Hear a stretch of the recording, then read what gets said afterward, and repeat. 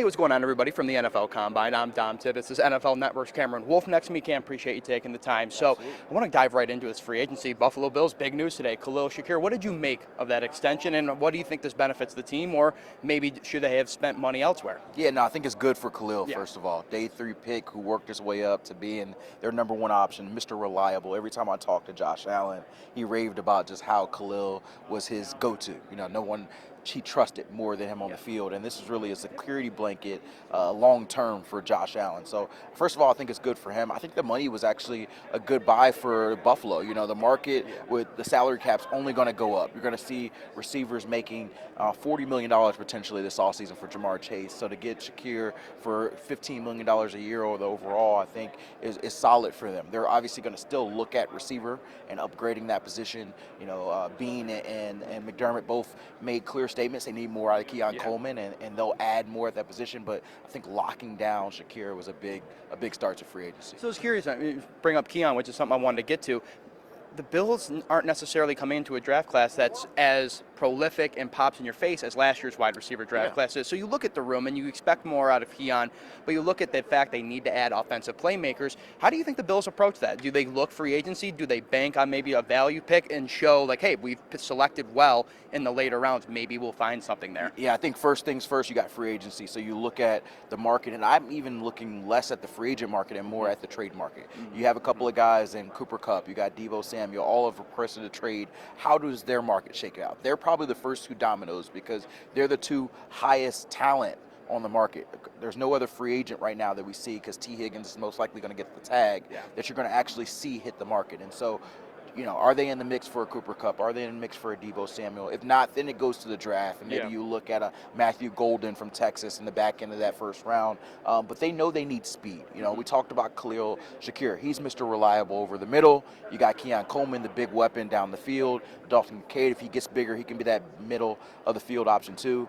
Got James Cook in the backfield. That last piece is the speed receiver. And so I think you got to find them in whatever route. But first things first, can Brandon Bain make some calls and see if you can get a big splash name here? Well, you talk about trading, you talk about splash names. There's guys, Myles Garrett, Max Crosby, a big pass rusher is glaringly what this team needs. From what you're hearing, you're around this league, you're talking in and out of locker rooms. I've seen you in Buffalo more times than I think I can count, Cam.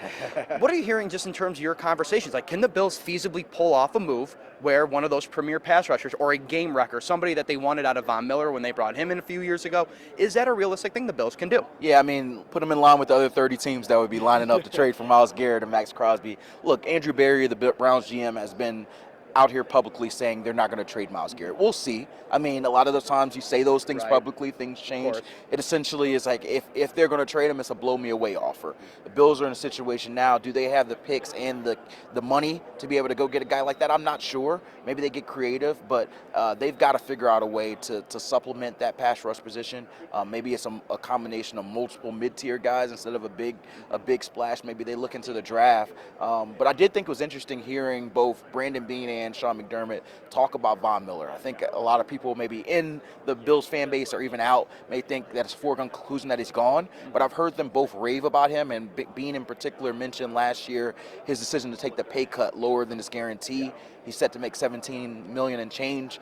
Maybe they come to him and say, hey, do we work out a similar deal as last year where you take a little bit of a cut and we can give it back in incentives and he comes back in some capacity. Now, does that solve all the pass rush issues? No. They still have to add more, but maybe there is a route where Von Miller is still part of this team in 25. Again, Cam, you are in locker rooms all across the league. You're talking to guys.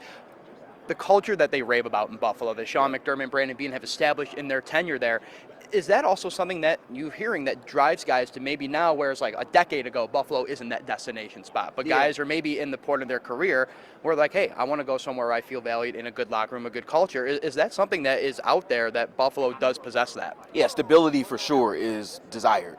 Not a lot of organizations can say they've had the same head coach, the same GM, the same quarterback for the last 5-6 years. Like that's something that holds standard. But I tell you what, the best recruiting T is, you got the MVP as your quarterback there. You got Josh Allen as your quarterback. People want to play there. And so, yes, the Bills have done an incredible job with their stability. But when people sign up to play for the Bills the first, second week of free agency, they're going to be thinking, I'm playing with one of the best quarterbacks in football. I'm playing with the MVP. I'm playing with the guy that can help me chase a championship every single year. And so I think that's what gives the Bills the overriding advantage, and it'll help Brandon Beane a little bit in his negotiations of free agency. Perfect. There it is. That's Cameron Wolfe, NFL Network. Cam, where can they find, read your work? Yeah, NFL Network, we're on Insider 7 to 8 p.m. every single day. You'll see some of my content, whether live hits or interviews, on the Insiders this week, and we'll be there throughout the offseason. So we'll be talking plenty Bills and plenty NFL throughout the season. All right, there you go. I'm Dom Tibbetts. That's Cameron Wolfe at the NFL Combine. We'll talk to you guys soon.